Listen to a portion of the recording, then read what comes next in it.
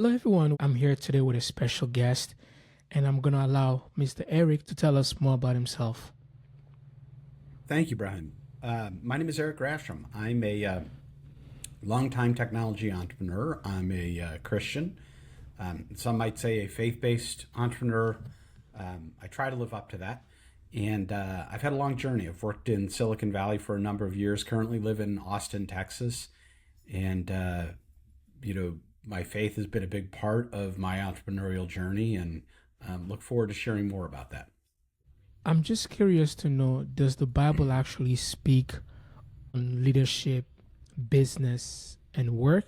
And if so, are there principles that people can actually look into the Bible and acquire those principles and use them to run their business, or use them to lead an organization, or use these principles to be able to work effectively as a professional? I believe so.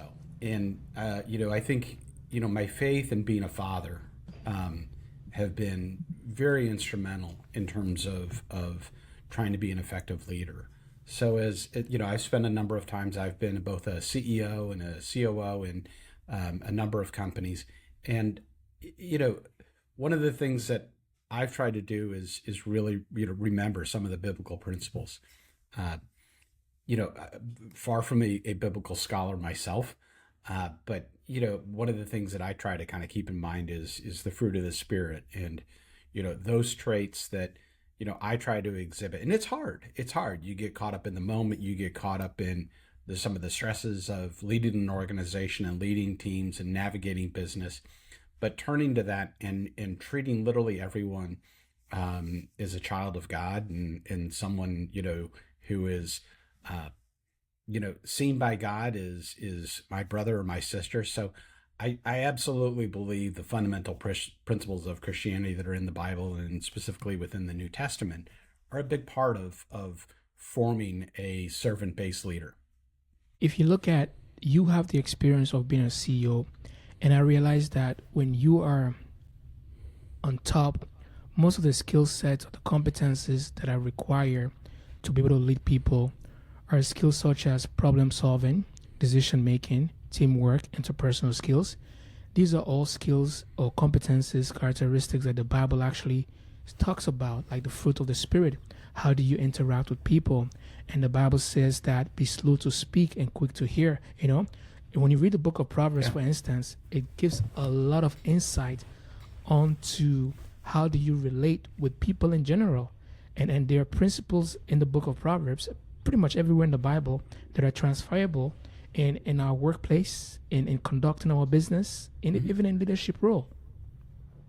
Yeah, I couldn't agree more. And one of the things is we get caught up in our earthly treasures, and uh, I can't remember the full verse, but to not store your treasure, your earthly treasures, but think about your heavenly treasures. And that is how you treat people. In the secular world, people oftentimes refer to this as, no one remembers what you did for them, but they do remember how you made them feel. Mm. And I know it's a challenge at times to proselytize or evangelize your faith at work, and I can respect that. I mean, in the U.S. and other places, I've worked in Europe and Asia, and that's understandable. But what I hope is a leader and within my work environment, that people see something hopefully a little bit different in me that may attract them and say, how is it that you're able to handle difficult situations, or manage people from different backgrounds and treat them, Mm. regardless of whether they're a frontline employer or an executive or somebody with influence or very little influence. I mean, constantly Jesus was teaching us how to go back and, treat everyone the same and look for those who might be in need or who might be underserved. So bringing those principles into work, I think, not only makes you a better leader, but it attracts top flight talent. I mean, those are the people who really want to come in, and they want to work with people who respect everyone within the organization.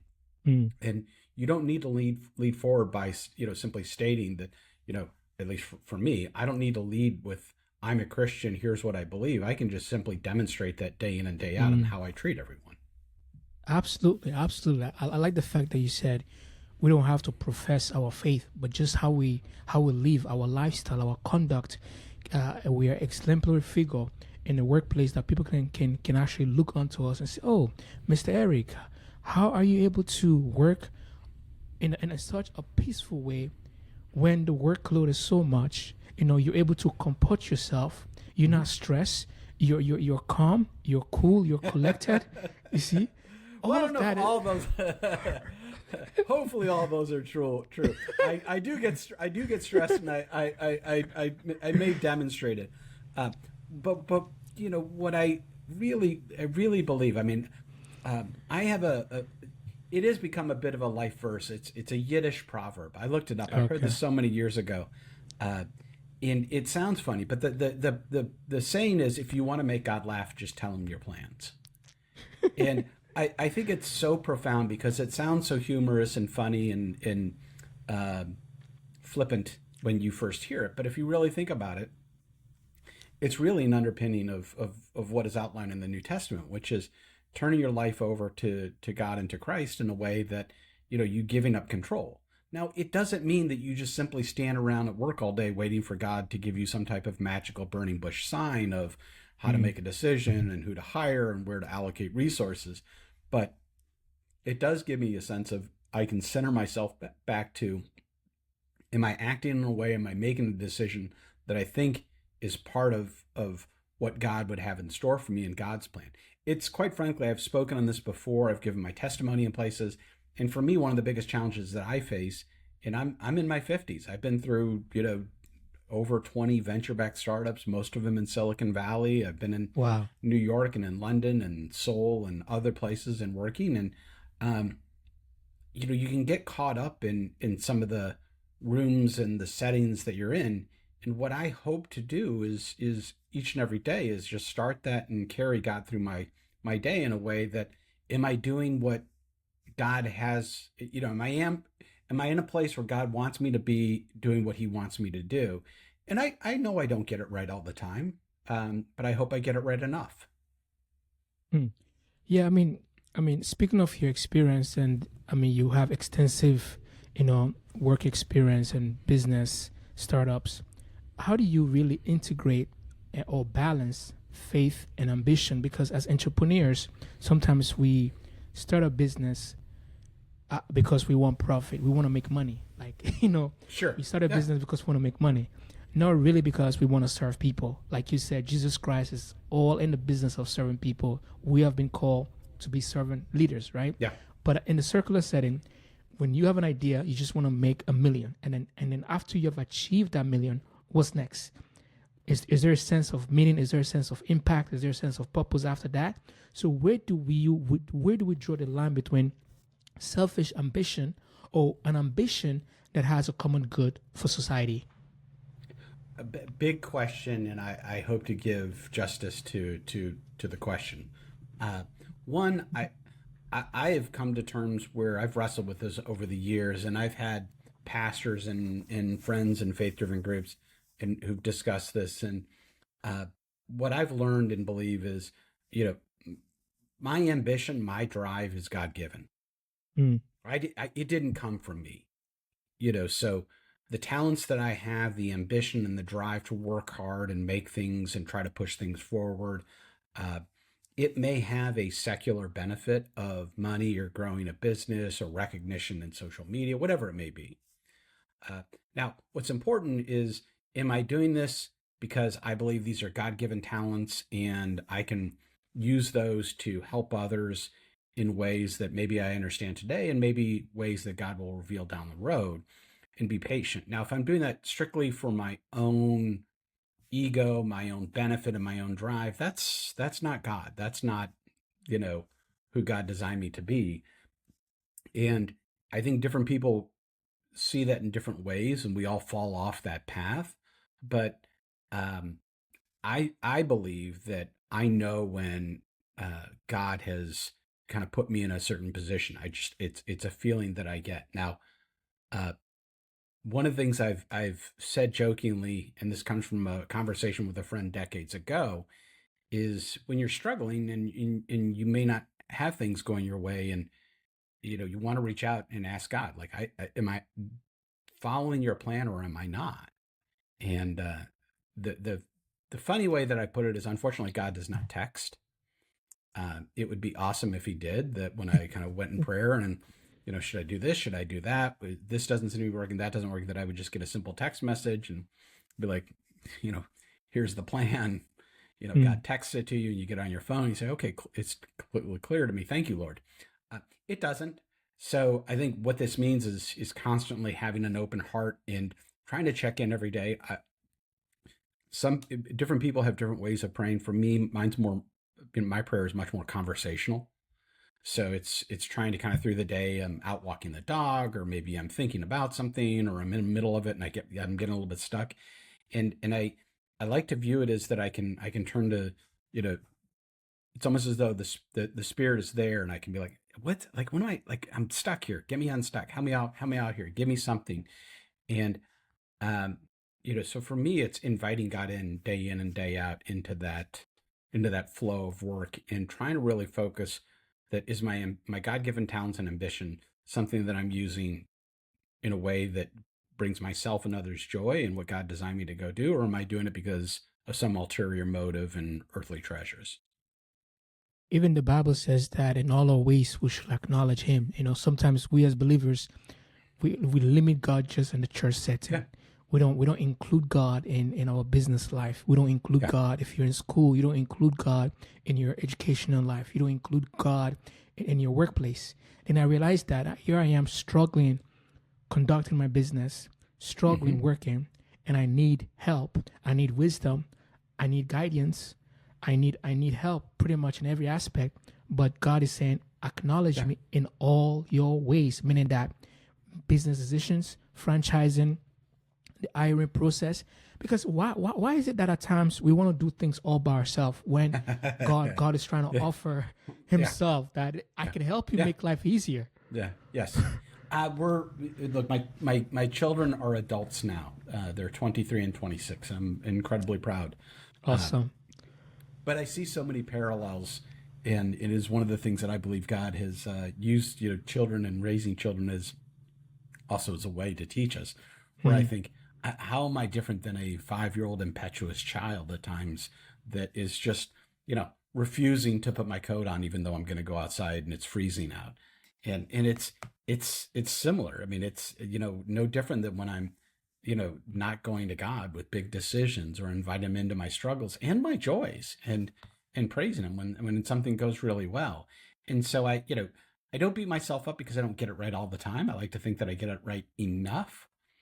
But it is a parallel where we do get distracted because we are humans and we're part of this earth.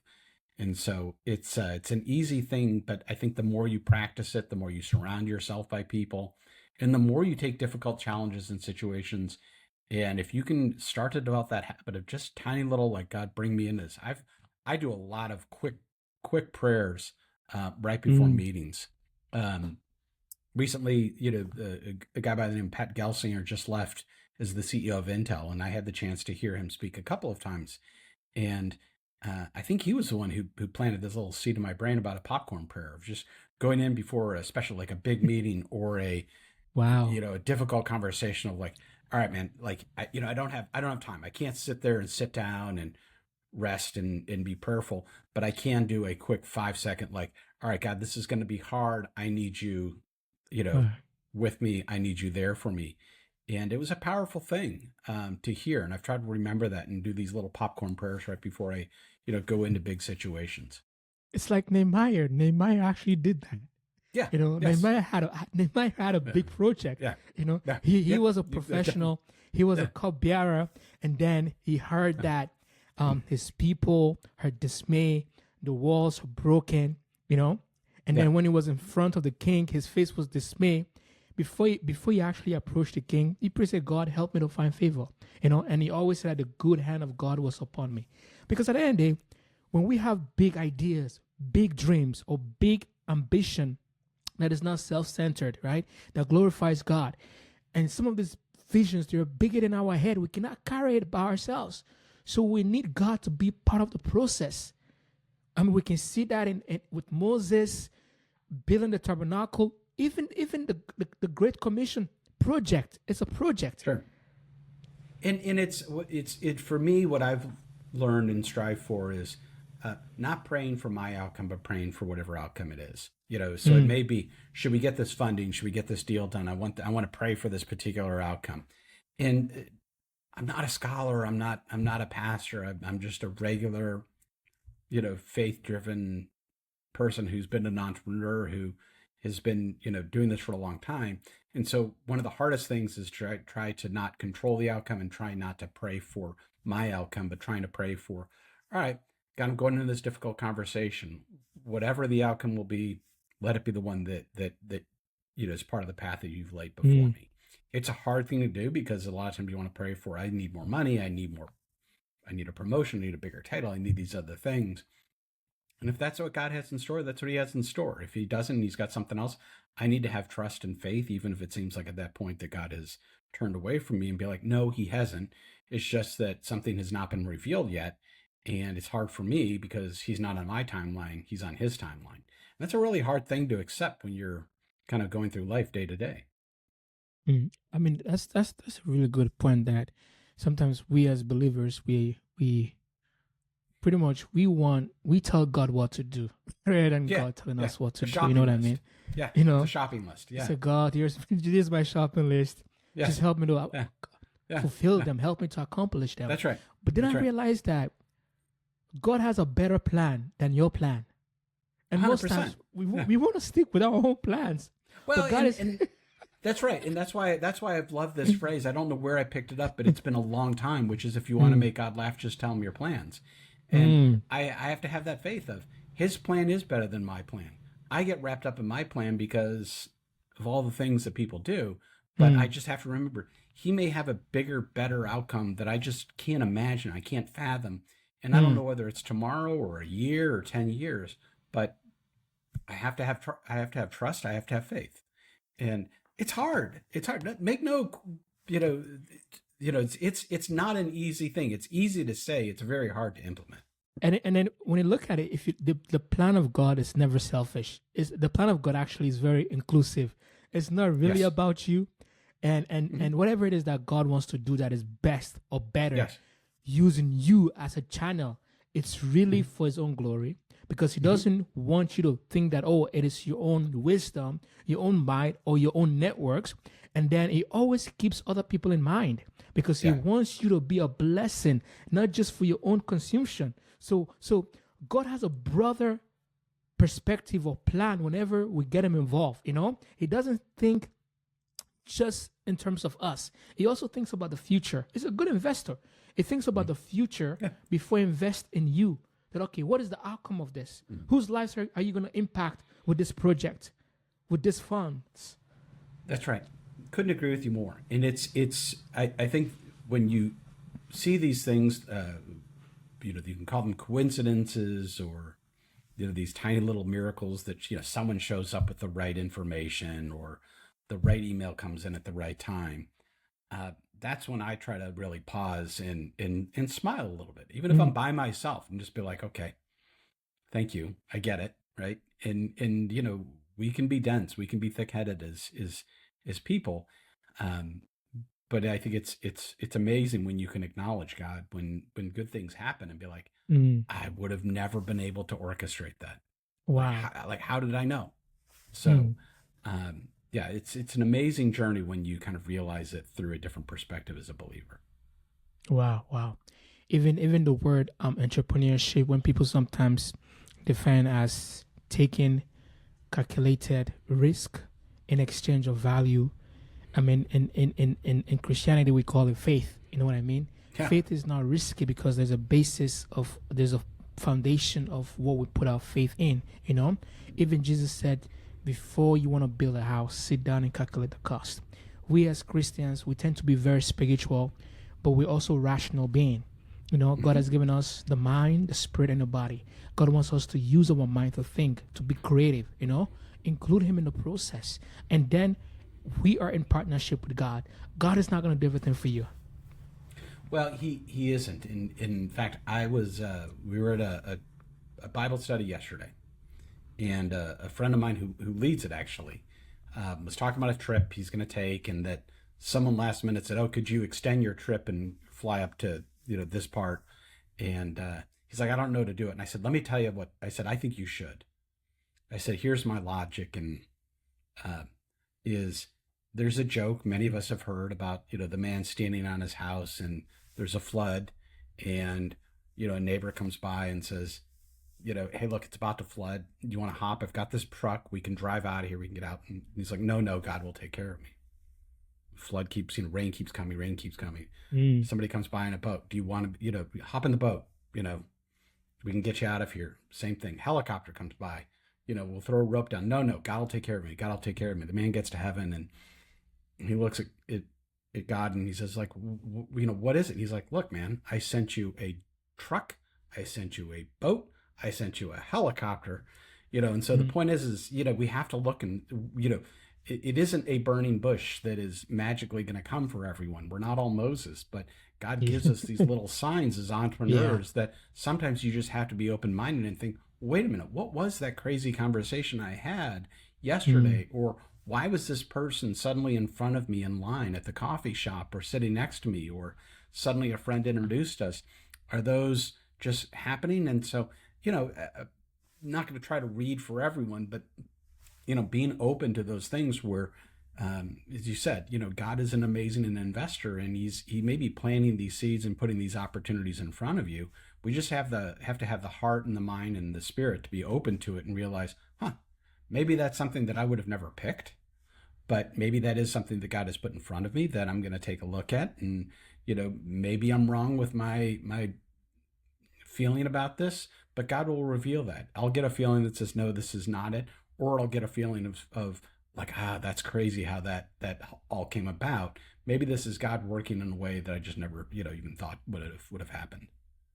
And even God works in a very simplistic ways, Sometimes we complicate things because we expect a grand style. We expect like angels from heaven. Like you said, we expect a burning bush. We expect a miraculous act to prove that this is indeed God. Whereas God uses simple things. Just like Jesus Christ, the Messiah, wasn't born, even though he's a king, he wasn't born in palace. He was born in a manger. He rode on a donkey. And he didn't decide to become the emperor of Rome or take over and start a political movement. He was above all of that.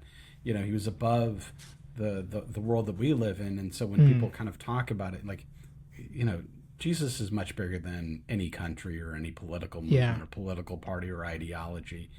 And so, it's our job is to try to be open enough and steward our gifts, our ambition, and our drive, but also to look for those signs and hopefully, like as I say, those popcorn prayers, just like, is this something that I should be doing? Is this a direction I go?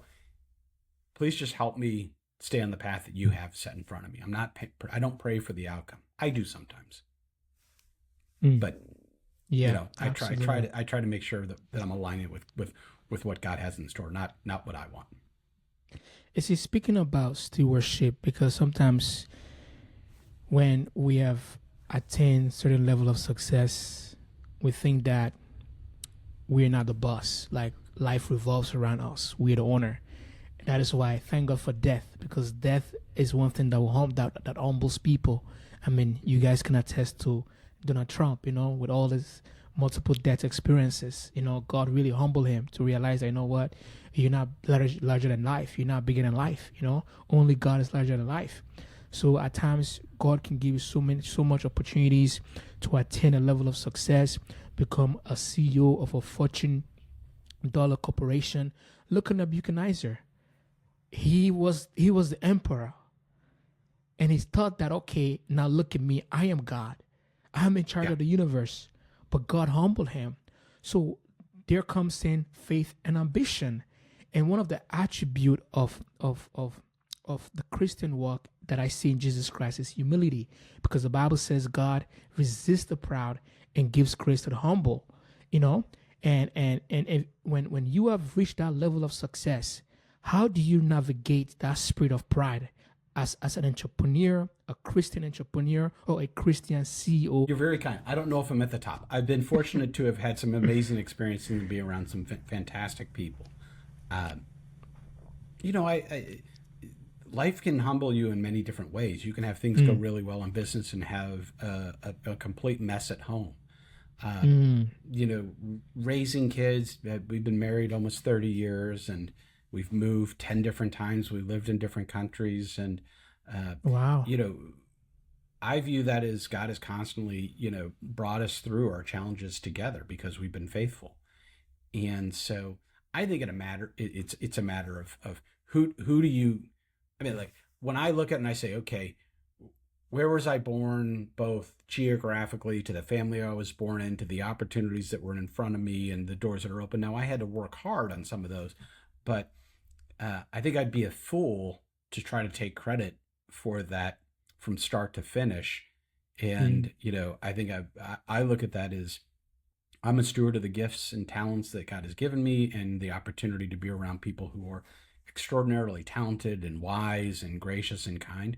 And I've been around a bunch of jerks too. And so those are just, I think those are tests for me to practice my faith and demonstrate it. And I've gotten it right, hopefully more than I've gotten it wrong, but is to not fall into the traps of, you know, being too prideful or giving myself too much credit or lashing out at people or taking advantage of people because I'm in a position where they don't have the resources that maybe I have or people that I know can muster up. So how do we bring people up in a way that God has brought us up? Because at mm, any moment, if he were to decide that he wanted to change, the course of it, he can. And so it's a respectful thing. I don't sit in fear of it all the time. I sit in awe of it, and try to be very grateful for what he has provided, and that at the end of the day, as you said, death and is something that equalizes everything out in the end. So where do you want to be after you leave this earth? mm. Absolutely, absolutely. I mean, with all the achievements, who are you gonna live with? I mean, when you read the book of Ecclesiastes, Solomon attained pretty much everything, and then at the end they said, "Vanity upon vanity," grasping after the wind, and the duty of man is to obey God, is to fear God. You know what I mean? I mean, there's a place for everything in life. There's a place for work. There's a place for achievement. There's a place for family. There's a place for success. But the ultimate end is it's just you and God that really matters. You know? And I think the thing that I've taken away from Solomon is he didn't pray for riches. He prayed for wisdom. Mm, And that's not praying for an outcome. It's being preparing yourself for being able to serve God. And so I try to remember Solomon, the smartest guy who ever lived. So you know uh, could I pray for an outcome? Could I pray for material things? I could. But if I pray for wisdom and pray that what I'm doing is to see the signs, to follow God's path and his plan for me, then the rest I just have to believe and have trust. wow, wow. My second to last question is, I know most times we are afraid of failure. People don't talk about their failures. People are ashamed of their failures, and I believe that we have failed in some way. So I have started multiple businesses, and I have Hmm. hopefully failed. Yeah. you know, so in your case, what are some of the setbacks you have had in your entrepreneurship journey, and how were you able to come back from it? Well, look, it's countless, and um, I'm a huge fan of failure. When I interview people, there's a couple of things that I keep in mind. One is I typically will tell somebody at the beginning of the interview, I will spend 30 to 40% of time talking about your background and your skills as it relates to the specific job, but I want to spend the other 60 to 70% because I want to understand about you and whether you'll thrive here. If I Mm, line five people up who are all capable of doing the job, not all of them are going to excel in a particular environment. So one, I want to understand who you are. The other is I want to find out where you failed and what you've taken away from it. mm, Not to knock a company, but I've always been very reticent to hire people who've come from a company like Google. I don't know whether they were just good at school and they got recruited in and whether they've persevered. I want to find somebody who's been punched in the mouth, knocked down, gotten back up.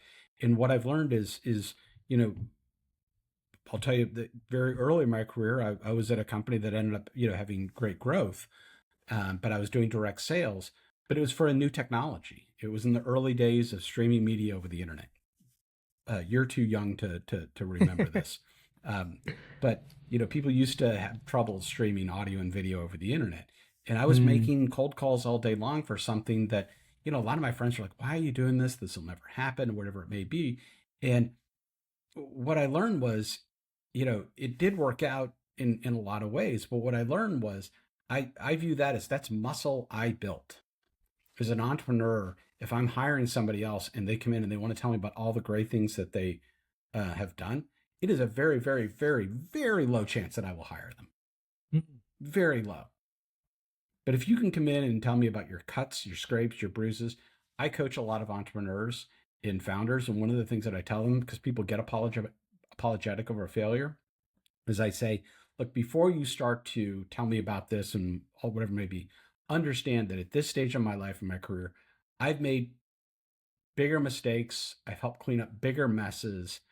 I've done more embarrassing things than you have yet. And I view that as a badge of honor because I've learned from that because I tried.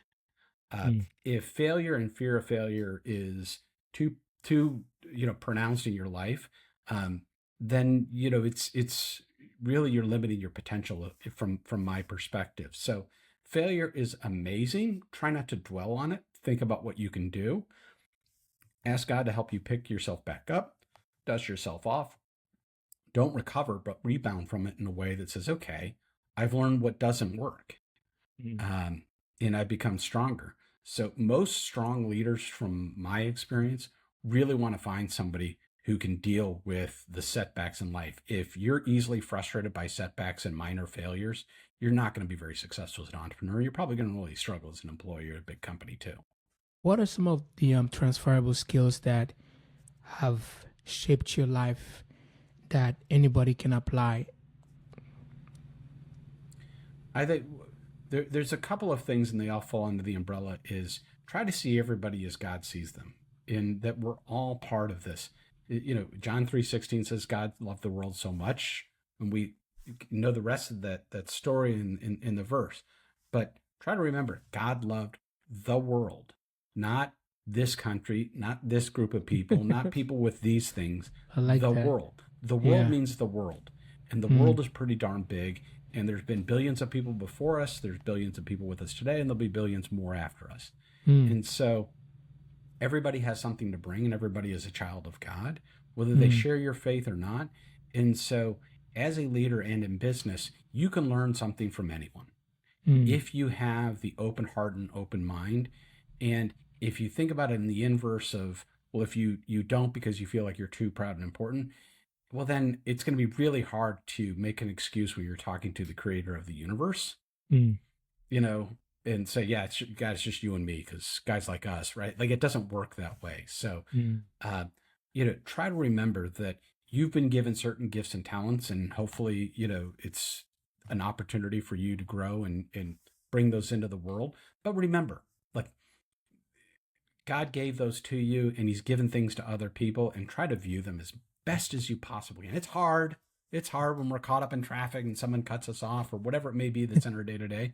But yeah. try to remember that. And if you can do that more than you don't, I think you'll find that you have a very rich and rewarding career, whether that's financially rewarding, intellectually rewarding, spiritually rewarding, or all of those. I think you'll find that at the end of the day, people will remember how you treated them and how you made them feel versus what you did for them. Awesome. Awesome. Thank you so much. So, in case the audience would be interested to learn more about you, to know more about what you do, about your business, can you share with us? Sure. So my business is called ExitGuide, and it's exitguide.com. We help small Main Street business owners prepare their businesses so that they can sell them. And you can reach me, Eric, ERIC, at exitguide.com. You can also find me on LinkedIn, and I do entrepreneur coaching and startup coaching. So whether you're a faith-driven entrepreneur or you're an entrepreneur who isn't sure where faith fits in, but you need help navigating, getting started, or kind of growing, I would love to be of help to you. I try to bring my faith into how I treat and work with clients and customers, everybody else. So, please reach out and mention this podcast, and would love to chat with you.